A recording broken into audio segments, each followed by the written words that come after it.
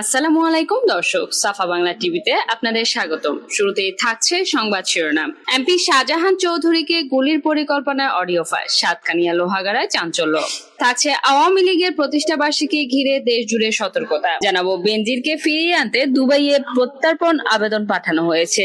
এবার বিস্তারিত।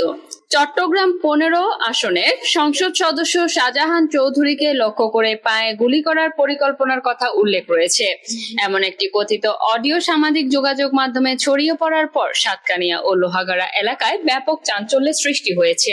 অডিওটি ঘিরে রাজনৈতিক অঙ্গনেও নানা আলোচনা ও উদ্বেগ দেখা দিয়েছে। ফাঁস হওয়া ওই অডিওতে সংসদ সদস্যের দীর্ঘদিনের ব্যক্তিগত সহকারী হিসেবে পরিচিত আরমান উদ্দিনের কণ্ঠ রয়েছে বলে দাবি করা হচ্ছে। অডিওতে একজন নির্বাচিত সংসদ সদস্যকে কেন্দ্র করে সহিংস পরিকল্পনার ইঙ্গিত পাওয়া যাচ্ছে বলে স্থানীয়দের মধ্যে আলোচনা চলছে। স্থানীয় সূত্রে জানা গেছে, কথোপকথনে অংশ নেওয়া দুই ব্যক্তির মধ্যে একজনের কণ্ঠ আরমান উদ্দিনের বলে প্রাথমিকভাবে ধারণা করা হচ্ছে। তবে অপর ব্যক্তির পরিচয় এখনো নিশ্চিত হওয়া যায়নি। সংরক্ষিত অডিওতে এক ব্যক্তিকে বলতে শোনা যায়, লোহাগাড়ায় এমপি কেন আসবে? আসলে পায়ে গুলি করে জিজ্ঞেস করব কেন এসেছে। লোহাগাড়ার এমপি আরমান সাহেব, এখানে আরমান সাহেবের কথাই চলবে। জবাবে আরমান উদ্দিন বলে পরিচিত ব্যক্তিকে বলতে শোনা যায়, এমপি কে তো লোহাগাড়ায় না আসতে বলি, তারপরেও লোকজনের যারাই আসে। কথোপকথনের এক পর্যায়ে অপর ব্যক্তি বলেন, বাদশা খালেদের মতো অস্ত্রশস্ত্র নিয়ে থাকবো। এর জবাবে আরমান উদ্দিন বলে পরিচিত ব্যক্তি বলেন, এসব বললে পুলিশ আসবে, আর্মি আসবে, এমপি আসবে। অডিওতে একজন সংসদ সদস্যকে লক্ষ্য করে হামলার পরিকল্পনার ইঙ্গিত এবং সেখানে তার ব্যক্তিগত সহকারীর কথিত সম্পৃক্ততার অভিযোগকে কেন্দ্র করে স্থানীয় রাজনৈতিক অঙ্গনে নানা প্রশ্নের জন্ম দিয়েছে। বিষয়টি নিয়ে সাধারণ মানুষের মধ্যে উদ্বেগ ও কৌতূহল দেখা দিয়েছে। স্থানীয় কয়েকটি সূত্রের দাবি, অডিওতে শোনা অপর ব্যক্তি লোহাগাড়া এলাকায় বালু উত্তোলন ও পাহাড় কাটার সঙ্গে সংশ্লিষ্ট প্রভাবশালী একটি মহলের ঘনিষ্ঠ জন হতে পারেন। তবে এ বিষয়ে স্বাধীনভাবে কোনো তথ্য যাচাই করা সম্ভব হয়নি। অডিওর বিষয়ে বক্তব্য জানতে আরমান উদ্দিনের মুঠোফোনে একাধিকবার যোগাযোগের চেষ্টা করা হলেও তিনি ফোন রিসিভ করেননি। খুদে বার্তা পাঠানো হলেও তার কোনো জবাব পাওয়া যায়নি। সাতকানিয়া সার্কেলের অতিরিক্ত পুলিশ সুপার আরিফুর রহমান সিদ্দিক বলেন, বিষয়টি সম্পর্কে আমি অবগত নই। পুলিশ এখনো কোনো অডিও লিঙ্ক বা এ সংক্রান্ত আনুষ্ঠানিক তথ্য পায়নি। সাতকানিয়া থানার ভারপ্রাপ্ত কর্মকর্তা জাহাঙ্গীর আলম বলেন, এ বিষয়ে আমাদের কাছে কোনো অভিযোগ বা তথ্য নেই। লোহাগাড়া থানার দায়িত্বশীল কর্মকর্তাদের সঙ্গে যোগাযোগ করা হলে তারাও এ ধরনের কোনো অভিযোগ বা তথ্য পাওয়ার বিষয়টি অস্বীকার করেন। এদিকে এই বিষয়ে বক্তব্য নেওয়ার জন্য সংসদ সদস্য শাহজাহান চৌধুরীর সঙ্গে একাধিকবার যোগাযোগের চেষ্টা করা হলেও তার বক্তব্য পাওয়া যায়নি। এদিকে কার্যক্রম নিষিদ্ধ আওয়ামী লীগের প্রতিষ্ঠা বার্ষিকী ঘিরে দেশের বিভিন্ন স্থানে আইন শৃঙ্খলা পরিস্থিতির অবনতির আশঙ্কা করছে পুলিশ। গোয়েন্দা তথ্য অনুযায়ী দলটির নেতা কর্মীরা প্রতিষ্ঠা বার্ষিকী উপলক্ষে বিভিন্ন জেলা ও মহানগরের দলীয় কার্যালয়ে পতাকা উত্তোলন এবং ব্যানার নিয়ে প্রকাশ্যে মিছিল সহ কর্মসূচি পালনের চেষ্টা করতে পারে। এ নিয়ে অন্যান্য রাজনৈতিক দল, বিশেষ করে জাতীয় নাগরিক পার্টি ও বৈষম্য বিরোধী ছাত্রদের সঙ্গে সংঘর্ষের আশঙ্কা জানিয়েছে পুলিশ সদর দপ্তর। এ পরিস্থিতিতে দেশের সব পুলিশ ইউনিটকে প্রয়োজনীয় সতর্কতা ও নিরাপত্তামূলক ব্যবস্থা নেওয়ার নির্দেশ দেওয়া হয়েছে। বৃহস্পতিবার পুলিশ সদর দপ্তরের ডিআইজি মোহাম্মদ কামরুল আহসানের স্বাক্ষরিত এ সংক্রান্ত এক চিঠিতে আরো বলা হয়, আইন শৃঙ্খলা বাহিনীর সদস্যরা আওয়ামী লীগের কর্মকাণ্ডে বাধা দিলে আইন শৃঙ্খলা বাহিনীর উপর ক্ষুব্ধ হতে পারে। এমত অবস্থায় এই বিষয়ের গুরুত্ব অনুধাবন করে প্রয়োজনীয় সতর্কতা ও নিরাপত্তামূলক ব্যবস্থা নেওয়ার জন্য নির্দেশক্রমে অনুরোধ করা হলো।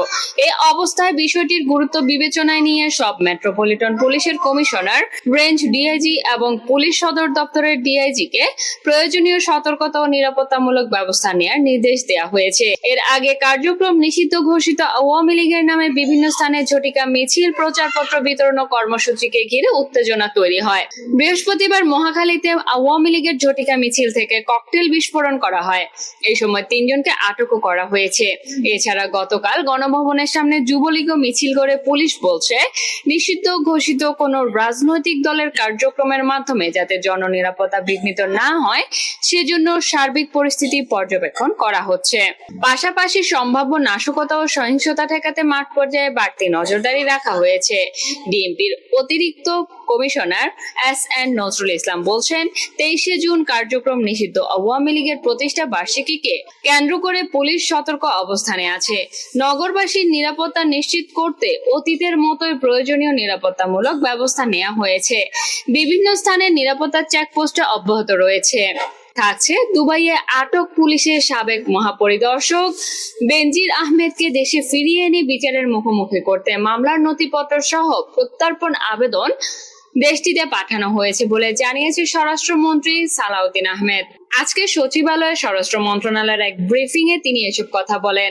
স্বরাষ্ট্রমন্ত্রী বলেন, দুবাইয়ে আটকের পরপরই 144 পৃষ্ঠার মামলার নথিপত্র আরব আমিরাতে পাঠানো হয়েছে।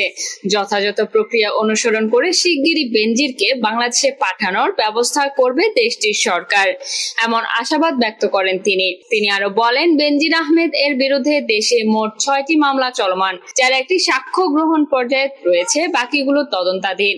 আগামীকাল এ বিষয়ে অগ্রগতি সম্পর্কে আনুষ্ঠানিকভাবে জানতে চাওয়া হবে।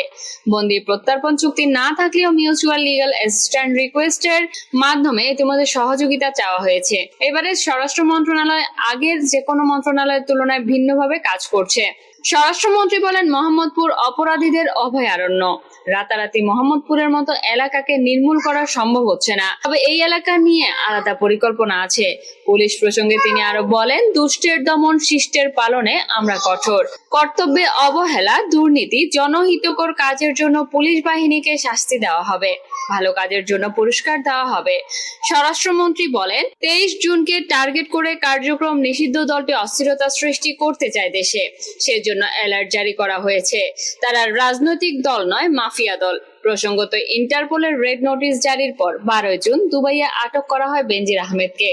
একদিন পর বিষয়টি জাতীয় সংসদকে জানান স্বরাষ্ট্রমন্ত্রী।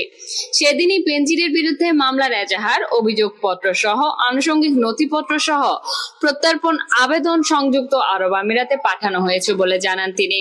নিয়ম অনুযায়ী সে দেশের আদালত বিচার বিশ্লেষণ করে বেনজিরকে ফেরত পাঠানোর বিষয়ে সিদ্ধান্ত দেবে। সে আদেশ চ্যালেঞ্জ করে আপিলও করতে পারবেন বেনজির। আদালতের নির্দেশে বাংলাদেশে থাকা তার 621 বিঘা জমি ও খামার, গুলশানের 9192 বর্গফুটের 4টি বিলাসবহুল ফ্ল্যাট এবং গোপালগঞ্জের সাভানা ইকো রিসোর্ট বর্তমানে সরকারি নিয়ন্ত্রণে। কেবল দেশে নয়, আমেরিকার নিউ ইয়র্কের লেক এভিনিউ ও লেক স্ট্রিটে রয়েছে তার 2টি বিলাসবহুল বাড়ি, যা ইতিমধ্যে জব্দ করেছে মার্কিন কর্তৃপক্ষ। এছাড়া যুক্তরাষ্ট্র ও মালয়েশিয়ার ব্যাংকে থাকা তার নগদ অর্থ ও বিভিন্ন তহবিলও আদালতের আদেশে অবরুদ্ধ করা হয়েছে। দুবাইয়ে বেনজিরের বিপুল বিনিয়োগের খবর এখনো আন্তর্জাতিক তদন্তের আওতায়। রিয়েল এস্টেট থেকে হোটেল ব্যবসা, সবখানে তার বেনামে বিনিয়োগের অভিযোগ রয়েছে। সুপ্রিয় দর্শক, আমাদের সঙ্গে থাকার জন্য অনেক অনেক ধন্যবাদ। পরবর্তী ভিডিও দেখার জন্য আমন্ত্রণ জানানো রইল। ধন্যবাদ।